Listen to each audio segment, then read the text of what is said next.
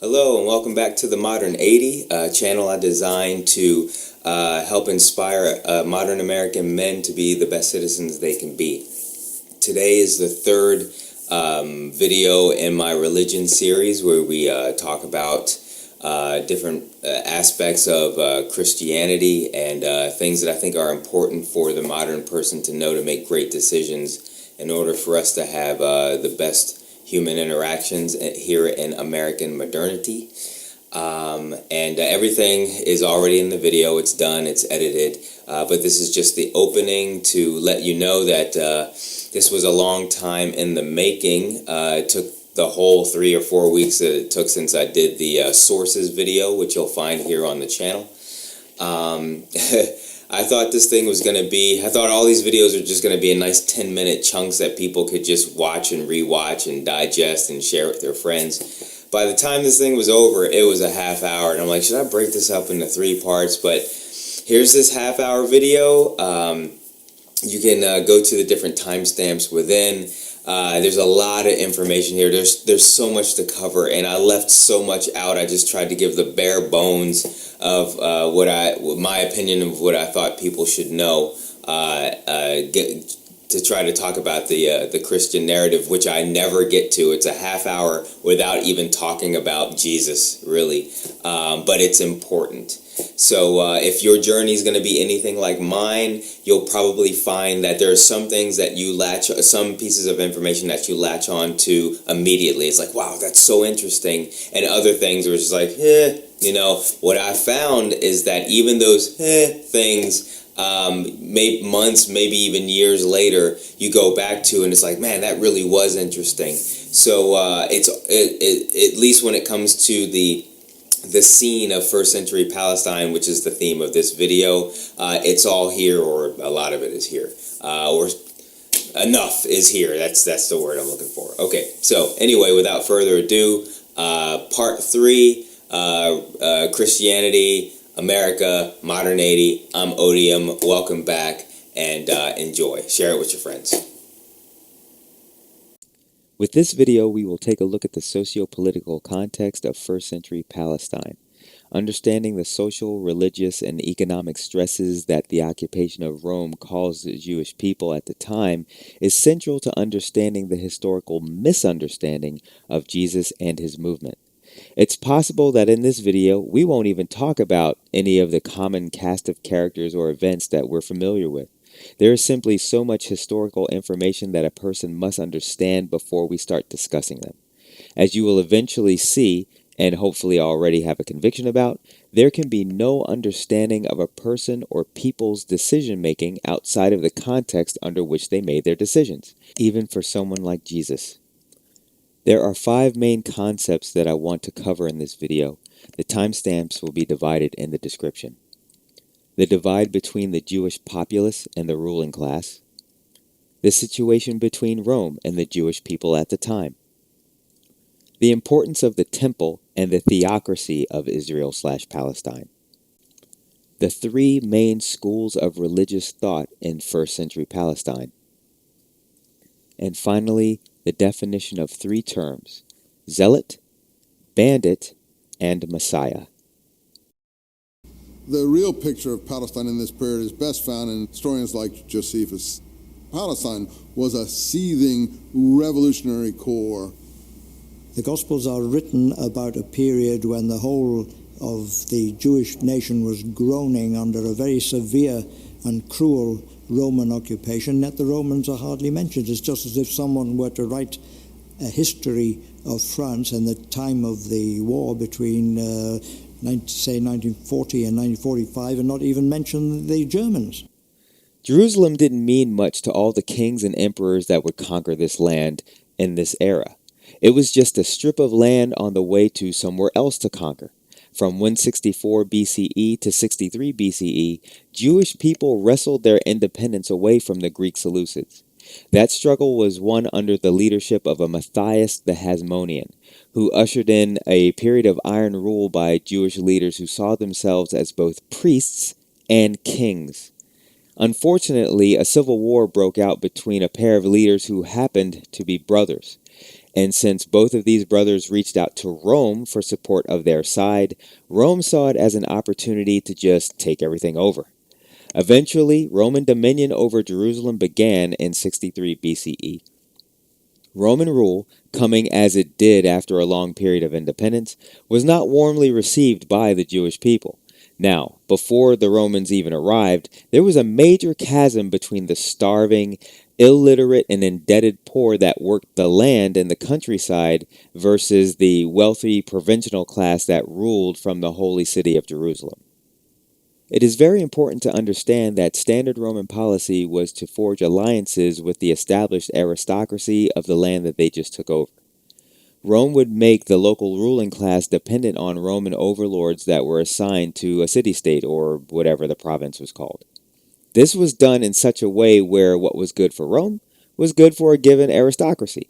Usually this group of people were responsible for collecting taxes from the populace and giving it to Rome. Here's a small clip from the documentary about the socio-political situation around the time of Jesus. Jesus would also have seen great economic injustice. For some, Galilee was booming. The Romans had created big collective farms and put Jewish collaborators in charge. But while they got rich, the peasants suffered. What happens to a vast majority of people in this situation? Especially with a tradition that insists the land belongs to God. It must be handled justly and righteously because the land is mine, says the Lord in Leviticus. Imagine the Romans hearing that and saying, what? The land belongs to God? Land is a commodity to be bought and sold, to be bartered. Land is an entrepreneurial commodity, not a divine gift. Jewish tradition in a way and Roman entrepreneurial commercialization are on a collision course. Now, the problem that Rome would end up having with this system and this particular strip of land was that the ruling class that we are talking about was essentially the class of priests that presided over the Jewish temple cult. This was a handful of wealthy families that maintained this religious and socio-political responsibility. In short, to have the Jewish aristocracy in Jerusalem subject to Rome was to have God's priests bowing to someone other than God. To have the Jewish aristocracy collect money from the people and give it to Rome was to have God's money handed over to someone other than God. To have the Roman governor reside above the temple was to have God's house controlled by someone other than God. And foundationally, to have the Romans there in the first place was to have God's land defiled by foreigners. An important note from the documentary. For a start, Jesus' birthplace, Galilee, which was governed by a Roman puppet ruler called Herod Antipas, was a hotbed of Jewish rebellion. Remote caves near the Sea of Galilee gave perfect hiding places for revolutionary Jewish movements to strike at the Roman occupiers in the neighboring province of Judea. For those of you familiar with the New Testament, the land of Galilee should be a very familiar place.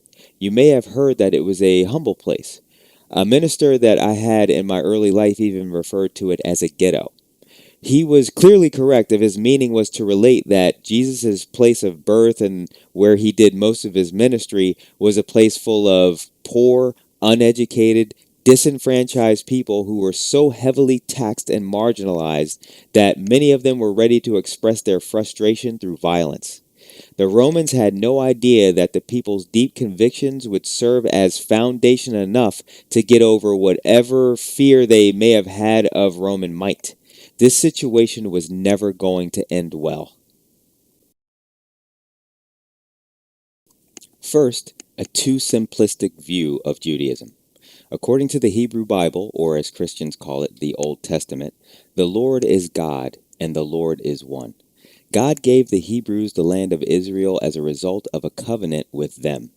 And at some point, King Solomon, son of David, built a house for God on earth. It would eventually be destroyed, but a second one was built about 70 years after that.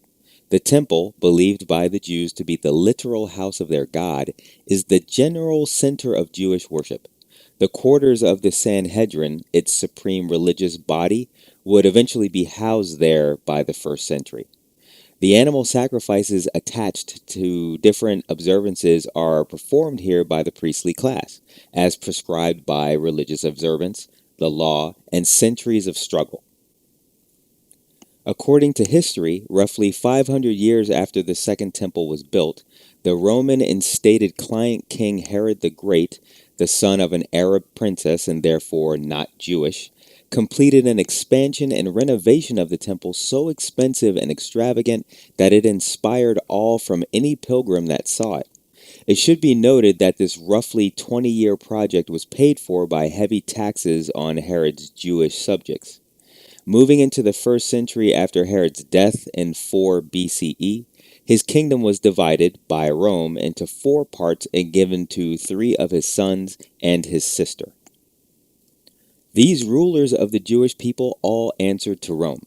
They taxed the people and gave to Rome whatever tribute Rome demanded. The high priest of the temple, the spiritual leader of the Jewish people, was appointed by Rome. Temple treasure, given or demanded or both, from the people was also given in tribute to Rome. The role of this hub of culture, identity, and worship would be the central point of the frustration, anger, and despair that the occupation of Rome brought about.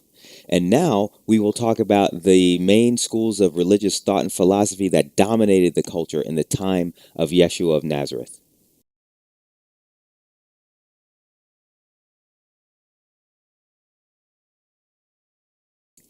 We've talked about the region, we've talked about the Roman occupation, and we've covered a little about the religion and the importance of the temple. Now it's time to talk about the people. According to history, there were 4 prominent philosophies among the people of Palestine at the time of Yeshua of Nazareth. Philosophy 1, the Pharisees. Those familiar with the Bible will be very familiar with the term Pharisees. If you let the Gospels explain them to you, they're the stodgy group that seem to be in frequent contention with Jesus within the narrative. According to Josephus, however, they were the leading sect among the people, held to be the most authoritative interpreters of Judaism at the time. They taught that everything that happens is either fate or under the providence of God, but the choice to do good or bad is up to the individual. They believed the soul was eternal, and good people are reincarnated in some fashion, and bad people were punished in Hades. Josephus adds that Pharisees were generally liked by the people. Philosophy 2, the Sadducees. People that know their New Testament will also recognize the term Sadducees. Both Josephus and the New Testament agree that this second most popular sect did not believe in an eternal soul that had any type of life after death. Josephus adds that they did not believe in fate, God didn't see sin because he was incapable of it, and all rewards and consequences given to a person were just the natural earthbound result of their own actions. Josephus also mentioned that they were a drag to be around, even to each other. And in another work, Antiquities, Josephus mentions that they tended to be wealthy. The Rome-appointed high priest tended to come from this group. As a matter of fact, Joseph Caiaphas, the historical high priest named by the Gospels as being in the position when Jesus was crucified, was a member of the Sadducees. Philosophy 3, the Essenes. The next group that we're going to cover are the Essenes. And before I start to describe them, a few words. See, the reason why we know about the Pharisees, Sadducees, and the Essenes is because of the historical writings of Flavius Josephus. In both the Jewish War, which I named as a source for this series, and Josephus's Antiquities, which I did not name, he devotes a little time to describing these 3 groups and their place in the social order.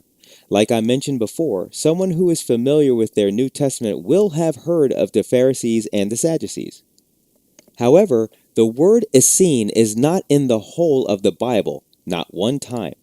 And as you will see in a second, when I start describing them, you should start to wonder why these people are not mentioned at all in the New Testament. Because as you will see, this group made more of an impact on the group that would end up being called Christians than the other 2 groups that you have heard of. You will find that understanding their role in the 1st century Palestine social order is the key to the historical misunderstanding of Jesus' movement and the movement called Christianity. You may even conclude, as I have, that this was more or less done on purpose. So, the Essenes.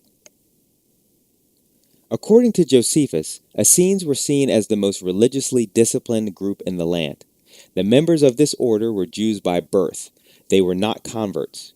In general, they regarded the seeking of pleasures as a vice that needed to be avoided, and conversely taught that mastery of passion and attitude, especially anger, is virtuous. They did not get married. Let me say that again. They did not get married. You have to understand how significant that information is because Jewish celibate monastic groups essentially didn't exist in the first century. When you think of a religious person who takes a vow of celibacy, you probably think of today's priests or nuns or the Gregorian chanting monks of yestercentury. Okay, but you must understand that those convictions and teachings weren't generally accepted Jewish practices in the first century, with the exception, of course, of the order I'm describing right now. Now, since the Essenes didn't have wives and therefore didn't have children because they were celibate, the way they grew their order was to take on children, I'm assuming boys, and they would teach them their Essene ways.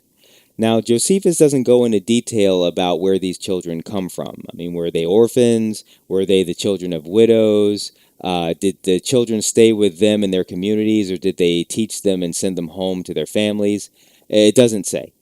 Josephus also notes concerning their view of marriage that they fell short of teaching men not to get married, admitting that it was still God's plan to populate the species. But for their order, they had a low opinion of women in terms of an accusation of promiscuity, concluding that women did not remain faithful to men and chose to avoid them altogether. The Essenes practiced total communism. When one joined their order, they turned over all material possessions to the group. The group used small group leaders that presided over making sure everyone had what they needed. They weren't allowed to buy and sell to each other. If you needed something, you took it.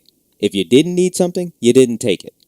The clothing and shoes that an Essene wore were not replaced until they fell apart. They considered wealth and signs of wealth as essentially disgusting. They also tended to wear white.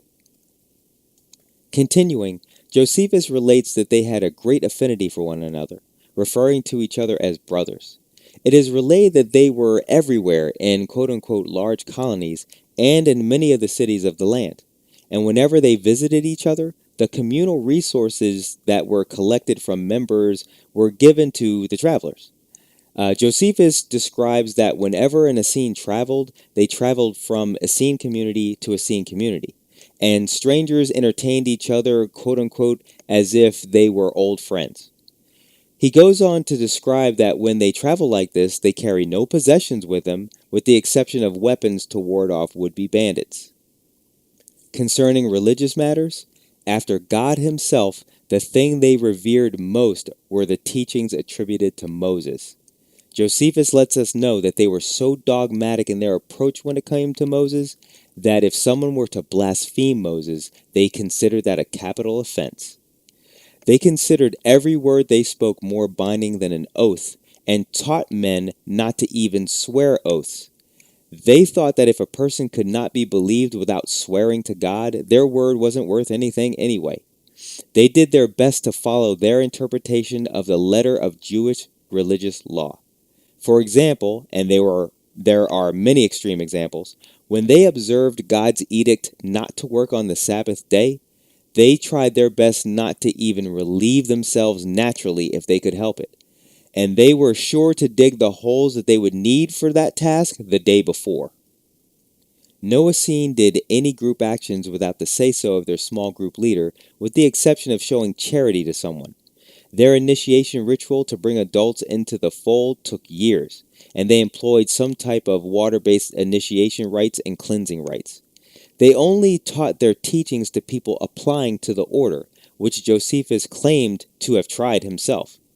They were forbidden to teach their teachings to outsiders.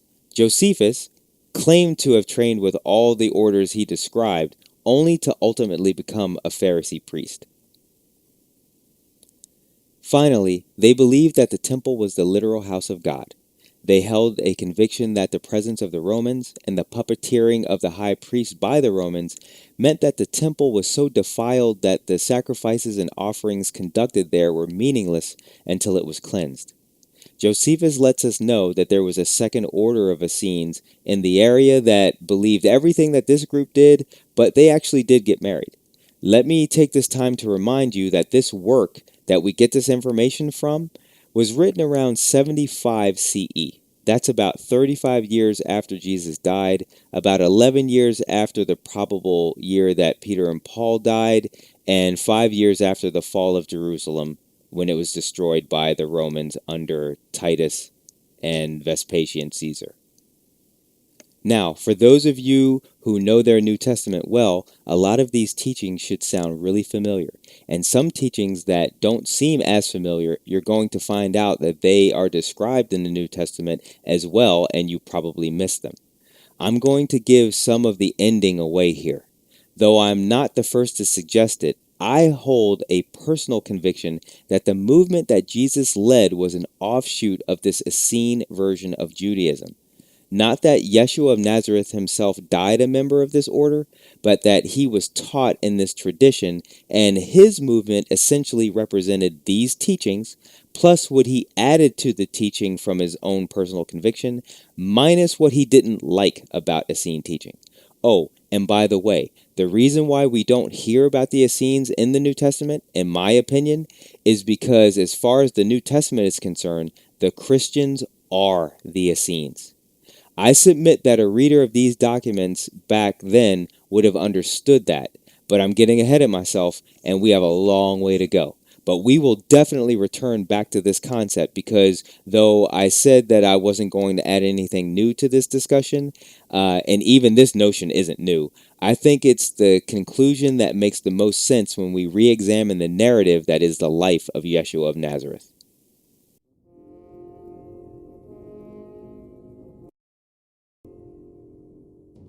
"60 years before Jesus' birth, Roman legions had invaded Judea, the southern province of Palestine.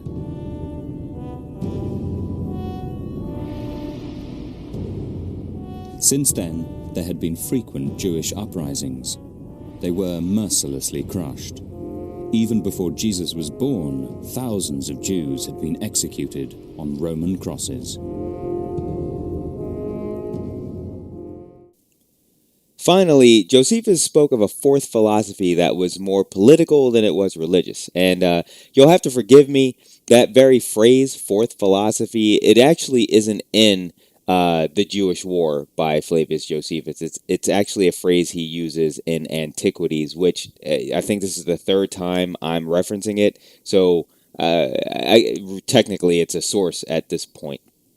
In the first chapter of Book 18 of Antiquities, Josephus tells of a group of people who, when it comes to religious notions, agree with the take of the Pharisees.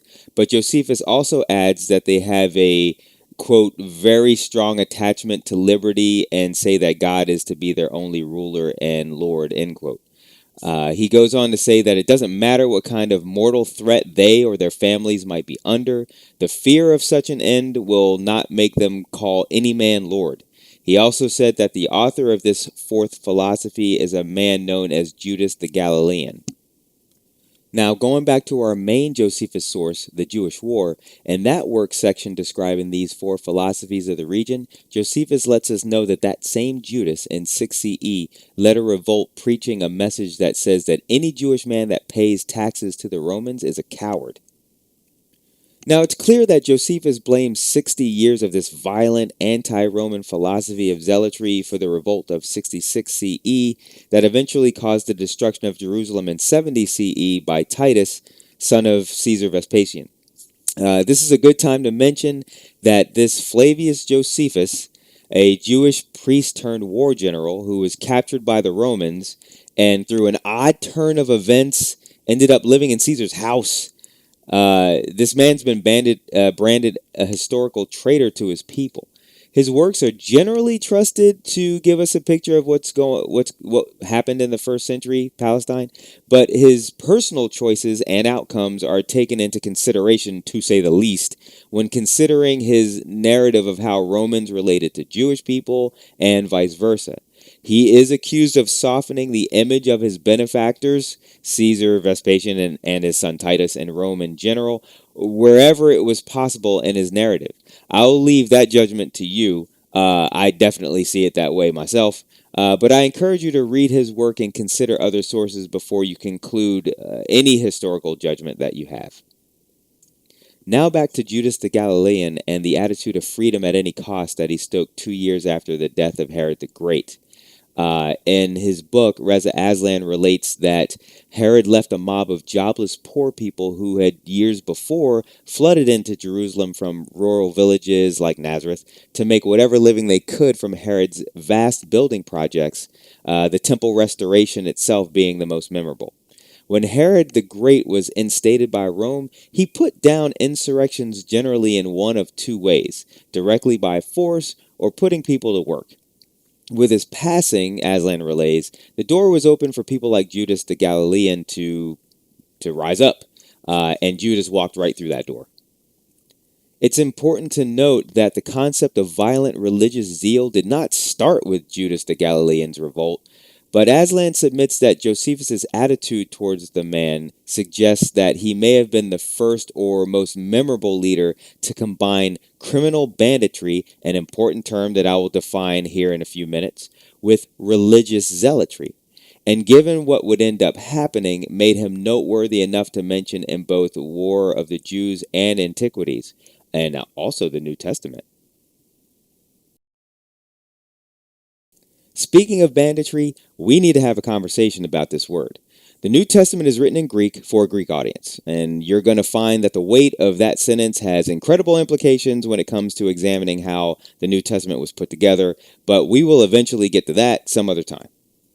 But the point now is the Greek word used to describe this type of first century criminal was lestis, or the plural lestai. Commonly translated into English for years and centuries as thief or robber. Remember the two quote-unquote thieves crucified next to Jesus? They were lestai. Lestai can mean thieves, but the Greek word for thief is actually kleptai, which to your ears should make sense to you. A better translation for this word is actually bandit or brigand. The way Josephus relates this type of person is not an individual looking for personal gain, but a terrorist or guerrilla fighter against Rome, and unfortunately other Jewish people that didn't agree with him. Of course, from another point of view, this person also represents a type of freedom fighter against Rome. At any rate, brigandage of this kind was a frequent, if not endemic, problem in first century Palestine. Again, the main reason for the appointment of Herod the Great was to put down Galilean-spawned revolutions started by bandits and brigands with this attitude. Herod was clearly effective at it. Because, like I said before, it didn't take that long after Herod's passing before the militant resistance exploded onto the scene. And now, if you're wondering what happened to this Judas the Galilean, as if you couldn't guess, the New Testament suggests that he was executed by Rome. Josephus' works oddly do not tell the fate of Judas the Galilean. I assume it's because the readers of the day wouldn't have to be told, or it could be a decision by Josephus not to remind the reader of the day how Rome handled people like Judas the Galilean, the capital punishment that was reserved only for people who were guilty of sedition, crucifixion. And going back to the Passion narrative, we start to see that maybe it wasn't an innocent man crucified between two thieves, but that Rome would have made an example of 3 insurrectionist bandits. Lastly, we need to talk about the Messiah. No, I mean the word Messiah. No matter what that word has come to mean, to the first century Jewish person, the Messiah, or Anointed One, denoted a title bestowed upon the liberating priest king that would restore the 12 tribes of Israel. This person, a combined political and spiritual leader, would usher in the kingdom of God, ruling the people under the edicts of God. It was understood by the first century Jewish person that this Messiah would have King David as an ancestor and carry out these duties right here on earth. Now, if you're a Christian believer listening to this, you may have heard a version of this definition before. Maybe it was part of an explanation to you as to why Jesus had so much Jewish opposition in his lifetime, since the eventual Christian definition of Messiah was not what I just described. See, I was taught that the Jewish people of Jesus' day didn't understand him because they misunderstood who the Messiah was supposed to be. We'll get to that eventually, but from a historical perspective, it must be understood that this is what the Messiah was to the first century Jewish person, including Yeshua of Nazareth, a Jewish man that taught a version of Judaism to other Jewish people. See, because bandits and brigands and terrorists and thugs full of religious zeal like Simon of Perea or Atrongis, if I'm pronouncing that correctly, that sounded kind of Spanish to me, or Theudius or Judas the Galilean, they all raised an army and took on Rome. They had varying levels of success in terms of how far they got, or how long their insurrections lasted, or in some cases how long they got to parade around the temple courts wearing a crown that they put on their own heads. But the end was always the same. They either died in battle or ended up on a cross as a Roman example. And now knowing that, the scene is set for our journey. With this foundation of understanding of the temple, the theocracy, Roman oppression, the religious fervor in this land at this time, we can now plug in the narrative and claims of the story that we know and think we know. And I think you'll find that what shakes out of that makes a whole lot more sense going forward.